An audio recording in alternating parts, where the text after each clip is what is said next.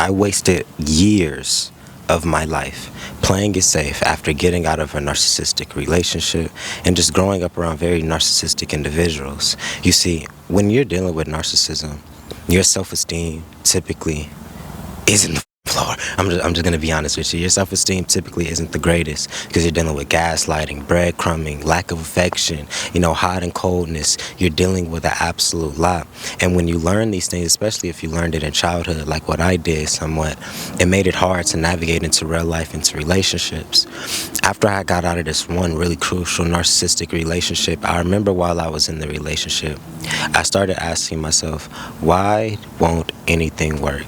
It seemed like everything that I was doing in my life was failing. Every idea was failing. Every instance, every attempt at something would go to nothing would go in my favor, and I was actually becoming really depressed. And because of that, crazy enough, that same woman had left. When I tell you, within, I'll say about a couple months after leaving that relationship, since I started putting energy back into myself and focusing on myself, my life actually started to progress.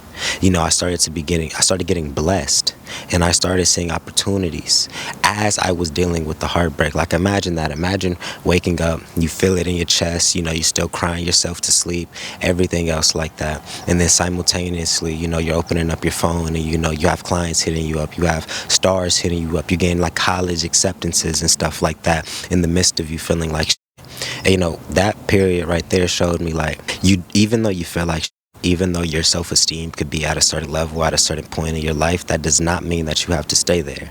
And that does not mean that you have to live that out, and that does not mean that that's the end of your story. Because if I would have started viewing what I was going through at the end of my story, I'm telling you, I don't think I could say these things on YouTube, but it wouldn't have been that pretty. And then, it didn't make it any better that I was I was overly perfectionist, or trying to make everything amazing. I didn't give myself a lot of room to mess up, do anything different, have fun. It was a very strict, I was very strict with myself, and that was causing me to underperform because I was getting in my own way. And then I was thinking about what people were thinking about me, for especially with my content and stuff like that. I got into the game doing photography, having fun, building that up with a legacy and everything like that. But I was going through heartbreak. I was going through narcissistic abuse my whole life, and I was healing for a very long time. And I was like, I kind of want to talk about these things on my social media. I kind of want to help people. I kind of want to share my experience, right?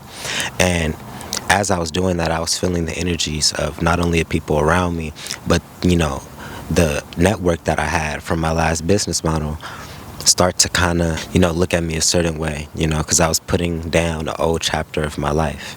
And while I was in that old chapter of my life, I would always have dreams and questions damn, I really wish I could do this.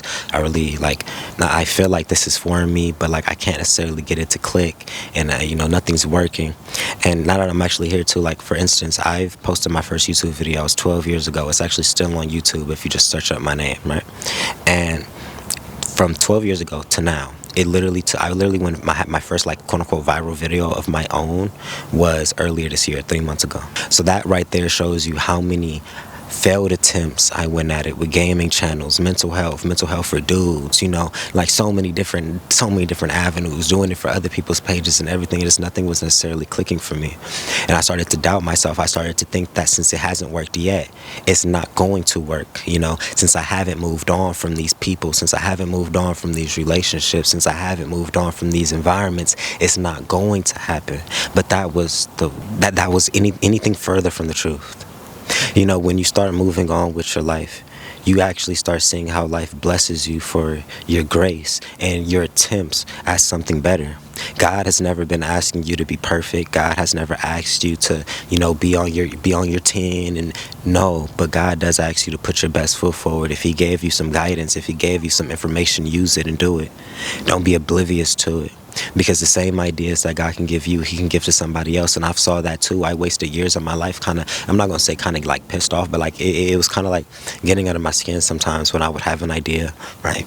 And my self-esteem and my confidence wasn't where it needed to be.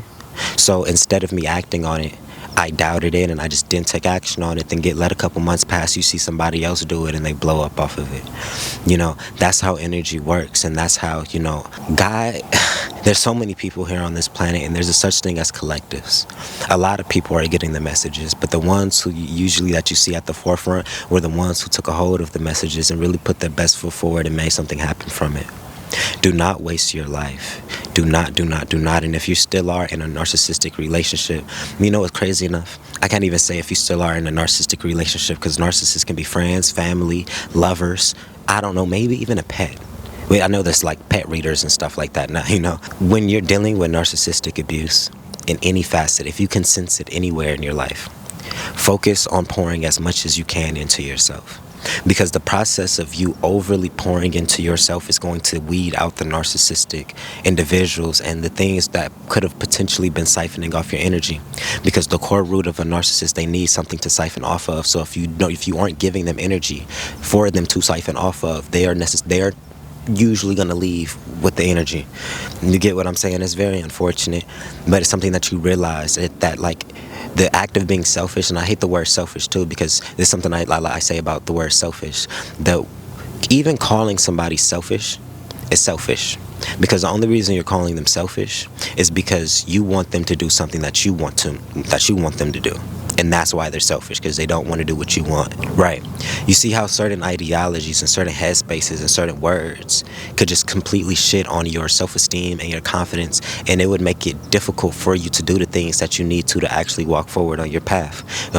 It's just in your ear yapping all goddamn day, not pouring anything productive, not helping you get to your goals. They're not pouring no good energy into you. They're criticizing you, they're critiquing you, they're throwing backhanded remarks. Some people are competing with you. You got to get away from that shit, because that's the type of shit that's going to cloud your mental space and make it difficult for you to do shit moving forward. In order for you to get certain goals, in order for you to do certain things, you need to have mental space. If you don't have the mental space to go after certain things, you will not be able to do it, because you will not receive the downloads necessary to achieve it and manifest it down to the physical reality. You have to take care of your energy. You have to nurture your energy, and you have to uproot the nasty ass seeds and start planting better ones. If you notice there's some shit about yourself that you don't like, change that shit. And then it doesn't even matter if the whole world liked that one thing about you. If you really didn't like it, let it loose. Get it gone. And love yourself, because at the end all be all, when you're in your final hours, it's up to you to be happy with what you did with your life and the decisions that you made with your life. Love yourself, and I love you.